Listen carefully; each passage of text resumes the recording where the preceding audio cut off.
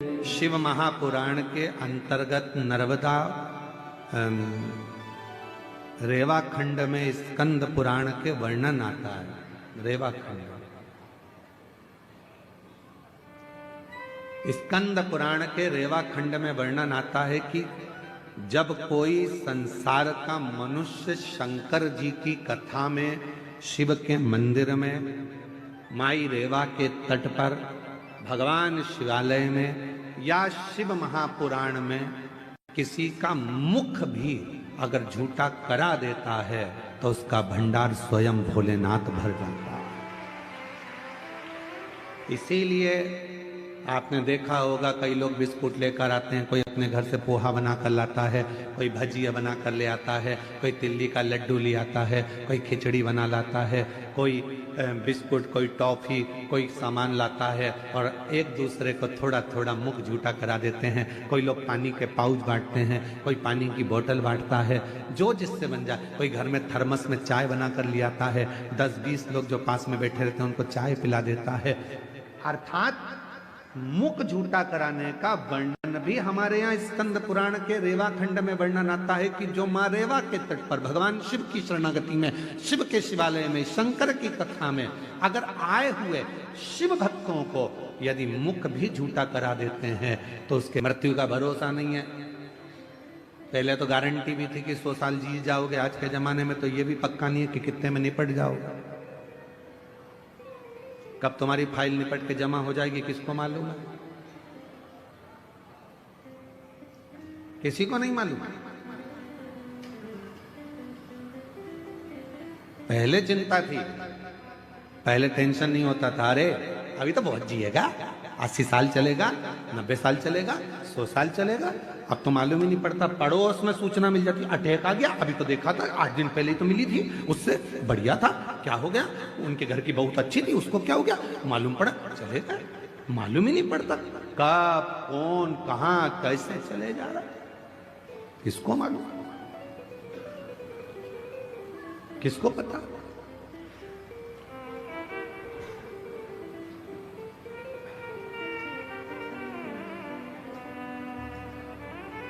सुबह उठा करो ना, रोज सुबह सुबह सबसे पहले उठते से ही, सबसे पहले उठते से ही जैसे तुम्हारे नेत्र खुले, सो के उठो, वैसे ही भले पलंग पर पड़ी पड़ी आंख खुलते से ही भगवान को धन्यवाद देना, आज फिर जिंदा उठा दिया, आज फिर जिंदा उठा दिया।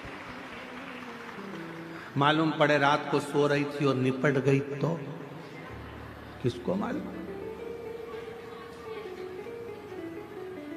किसको पता। आज फिर जिंदा उठा दिया, बहुत धन्यवाद भोलेनाथ, एक दिन और दिया, आज और खुशी से जीऊंगी, खूब मेहनत करूंगी, संघर्ष करूंगी, परिश्रम करूंगी और उन्नति की सीढ़ी पर चढ़ते रहूंगी।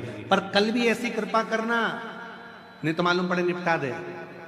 टेंशन मत देना, रोज उठो, रोज धन्यवाद दो, तेरी बड़ी करुणा, तेरी सुबह पहले रात को सो तो जम के बोलकर सो, पास में पति है, पत्नी है, बच्चे हैं, जो भी हैं परिवार में, सोने से पहले एक बार सबसे कहो श्री शिवाय, रह जाएंगे।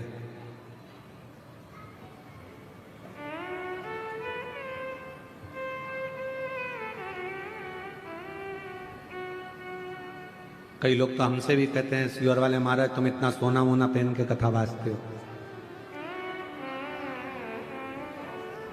जजमान दिए हैं, भोलेनाथ की कृपा है,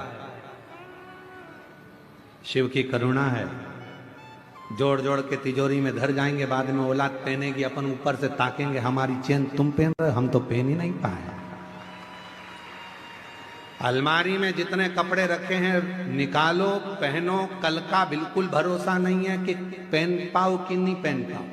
अचार है बरनी में तो खा लो, धरा की धरा रह जाएगा, पापड़ अच्छे सेक सेक के खाओ, मक्का की रोटी, ज्वार की रोटी, बाजरा की रोटी, ठंड चल रही है, बेहतरीन गुड़ में मिला मिला के खाओ। कल का कोई ठिकाना नहीं जिंदगी में, कब किसको जाना पड़ जाए और मालूम पड़े अचार की बरनी धरी की धरी रह जाए, फिर 13 दिन मेहमान खाए। अपन ऊपर से देखें हमारा अचार, तुम खा गए हमारा अचार। फुल एंजॉय की जिंदगी जियो। जितना कमा रहे हो उस कमाई में से आप किसी को दो मत दो। दान करना है तुम करो, नहीं मन करे तो मत करो। तुम तो 1 रुपया मत दो तो किसी को। तुम खुद के ऊपर तो खर्च करो। खुद के ऊपर खर्च नहीं करते, अपने ऊपर थोड़ा बहुत तो खर्चा करो। परिवार चलाओ, कुटुंब चलाओ, मना नहीं है। पर अपनी अब खाऊंगा, मन कर रहा है मूंगफली खरीद लूं 10 रुपए की, खा लूं 10 रुपए की, मैं मक्का खरीद के खा जाऊं, मन कर रहा है। पर घर पे बच्चे भी बैठे होंगे, पत्नी इंतजार कर रही होगी, उसके लिए थोड़ी सी ले जाऊं। ले जाने के चक्कर में जेब में थे 10 रुपया, और मालूम पड़े उसकी या तो वो खा ले या तू खा ले।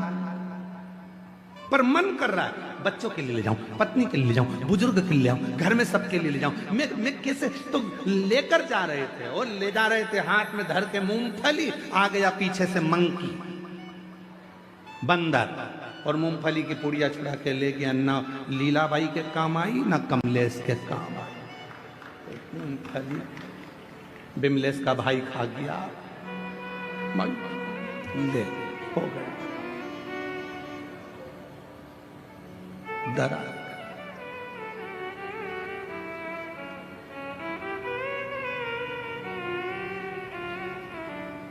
उस समय पर कोई नहीं आएगा, कोई भी नहीं। सारा घर परिवार सब धरा। एक बात और सुनो, बहुत अच्छी सुंदर बात है। देखो, जिस स्कूल में तुम पढ़ाई कर रहे हो उस स्कूल की बस बच्चों को लेने आती है। सही है कि गलत है? अरे बोलो तो जम के। तुम्हारे यहाँ है ऐसा है कि नहीं है? कांकेर जिला में जो स्कूल में पढ़ाई करते हो उस स्कूल की बस लेने आती है। टीचर को भी लेकर जाती है और स्टूडेंट को भी लेकर जाती है, बच्चों को। जिस कॉलेज में पढ़ाई कर रहे हो उस कॉलेज की बस लेने आती है। जिस फैक्ट्री में नौकरी कर रहे हो उस फैक्ट्री की बस लेने आती है। तुम बहुत बड़े ओहदे पर जज बन गए, अच्छी कुर्सी पर बैठ गए, तो सरकार की गाड़ी तुमको लेने आएगी। तुम बड़े अधिकारी बन गए तो सरकार की गाड़ी तुम्हें लेने आएगी, छोड़ने जाएगी। बोलो सही है कि गलत है? बोलो तो सही है ना? ज्यादा तेज ठंड तो नहीं लग रही है? हाँ तो फिर बोलते जाओ, सही है। हाँ, स्कूल की बस स्कूल के बच्चों को लेने आ रही है, कॉलेज की बस कॉलेज के बच्चों को लेने के लिए आ रही है, प्राइवेट कंपनी की बस प्राइवेट कंपनी के लोगों को लेने आ रही है, और सरकार की बस सरकारी कर्मचारी को लेने के लिए आ रही है। अब वो तुम वहां नौकरी कर रहे हो इसलिए वो तुम्हें लेने आ रही है, वो तुम वहां पढ़ाई कर रहे हो इसलिए तुम्हें लेने आ रही है। दूसरे स्कूल के बच्चे को थोड़ी ना बिठा के ले जाएगी, दूसरे कर्मचारी को थोड़ी ना बिठा के ले जाएगी। उसी तरह जिस कंपनी में काम कर रहे हो उस कंपनी की बस तुम्हें लेने के लिए आती है। अब आज से एक बात याद कर लेना, अपन सब शंकर जी की कंपनी में काम कर रहे हैं, इसलिए आखिरी में शंकर की कंपनी की बस लेने के लिए। कोई दूसरी बस अपने को लेने नहीं आएगी। नंदी पर भोलेनाथ होंगे और कहेंगे आओ बैठो साथ चलो, प्राण छूट चुके हैं, मैं तुम्हें नरक नहीं भुगताऊंगा। कंपनी की बस आई है, आराम से एसी कूलिंग कर कर लेकर जाऊंगा, आराम से चलना, मैं तुम्हें कैलाश लेकर जाऊंगा और वो कंपनी लेकर जाएगी। अंत समय प्रभु आना पड़ेगा, वचन दिया तो निभाना पड़ेगा। अंत समय प्रभु आना पड़ेगा, वचन दिया तो निभाना पड़ेगा। आए ना आए प्रभु कुटुंब कबीरा, अंत समय प्रभु आना पड़ेगा, वचन दिया तो निभाना पड़ेगा। अंत समय में तुझे आना है। वचन दिया था, शिव पुराण में बैठकर कहा था। सियोर वाले महाराज ने बोला था, हम नहीं मानते कि सियोर वाला महाराज कथा करता है, हम तो ये मानते हैं कि हमारा विश्वनाथ कथा करता है। तो हमने तो उनकी वाणी को शिव की वाणी मानी और वचन दिया था कि तुम घबराना नहीं, आखिरी में उसकी गाड़ी लेने के लिए आएगी। तो मुझे यमराज लेने नहीं आना चाहिए, मुझे यम के दूत नहीं आना चाहिए। अंत समय में आए तो तू आना।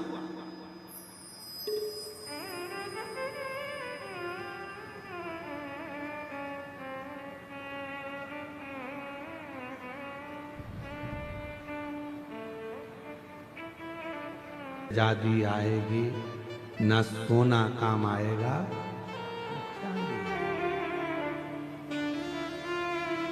कोई पलंग पर पड़ा हो, अंतिम सांसें गिन रहा हो। आप लोग किसी को हॉस्पिटल में देखने गए हो कभी कि नहीं गए? बोलो बोलो, जम के बोलो। गए हो? हॉस्पिटल में जाके क्या बोलते हो? मामा जी। अब वो बेचारा ऑक्सीजन लगी मुंह में, वेंटिलेटर पे पड़ा, और तुम मामा जी, मामा जी समोसा ला दूं, मामा जी गुलाब जामुन, मामा जी 50,000 रुपए रख दूं तुम्हारे पलंग के पास। मामा जी ऑक्सीजन मुंह में लगी, मन में सोच रहे निकल जाए यहां से बाहर, मर रहा और 50,000 रुपए क्या ऊपर लेके जाऊंगा। जब अच्छा था तो समोसा नहीं खान दिया, मुंह में ऑक्सीजन लग रही है। क्या करूं उस धन का?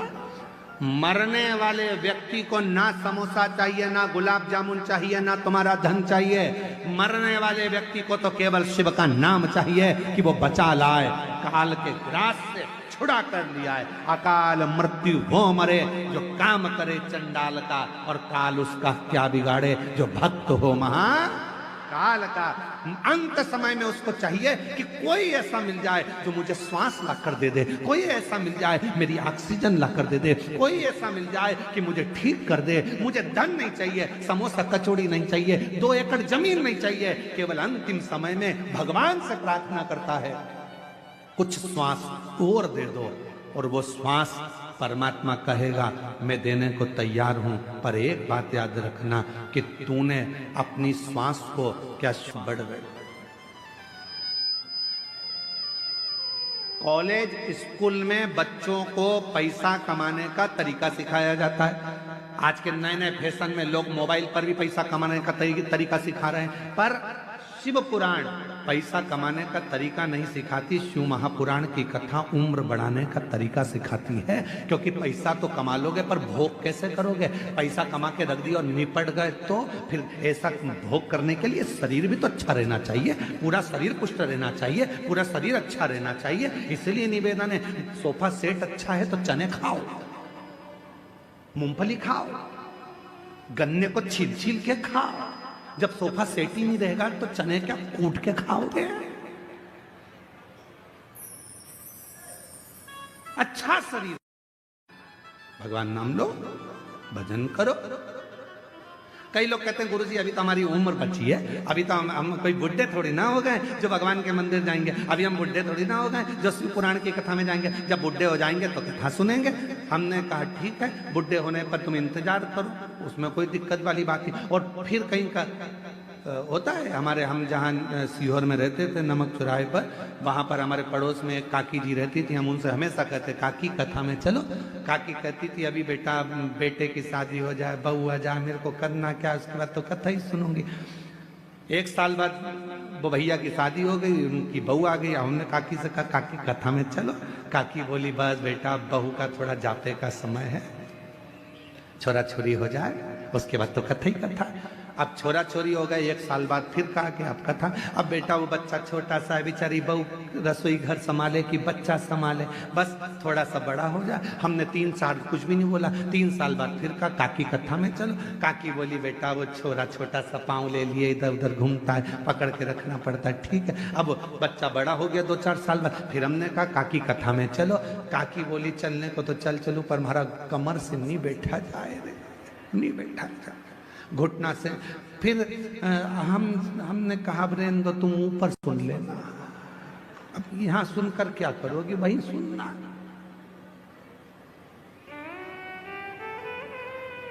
एक दिन हमारी सासू जी से हंसकर बोली जेठानी, राम नाम को सुमिरन कर ले, 2 दिन की है जिंदगानी। एक दिन हमारी सासू जी से हंसकर बोली जेठानी, राम नाम को सुमिरन कर ले, 2 दिन की। बस 2 दिन का जीवन है, उसको तुम कैसे जियोगे ये तुम्हारे ऊपर निर्भर करता है। तुम कितनी खुशी से, आनंद से, भक्ति से, भजन से, स्मरण से जी लो, यही जीवन है, यही आनंद है। शिव कथा क्या कहती है?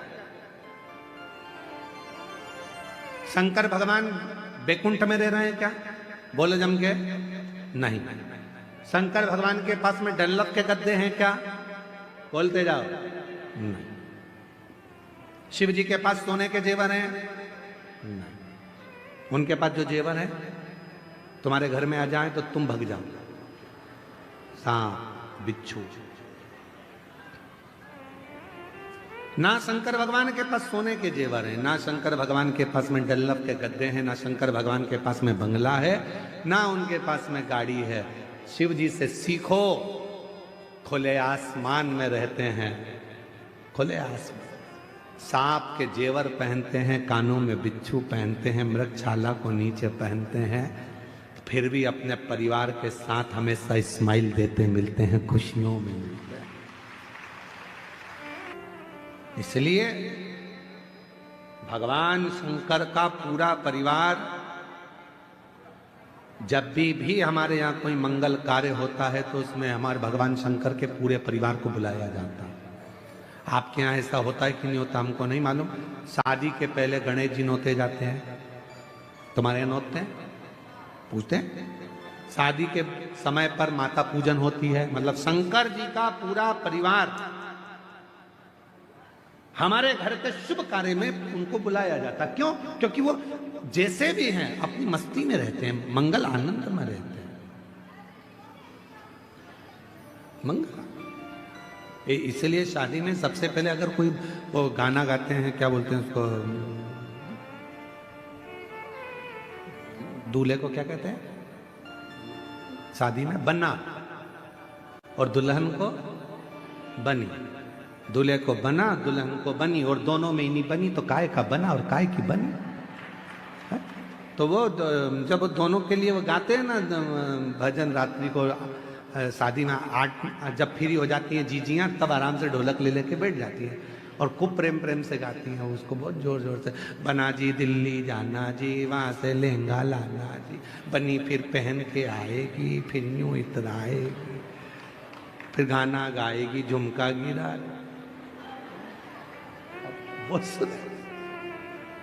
तो ये सब गाने से पहले वो पहले भजन गाते हैं भगवान गणेश जी का। गौरी के नंदा गजानंद स्वामी, तुम्हें आज मंदिर में आना पड़ेगा।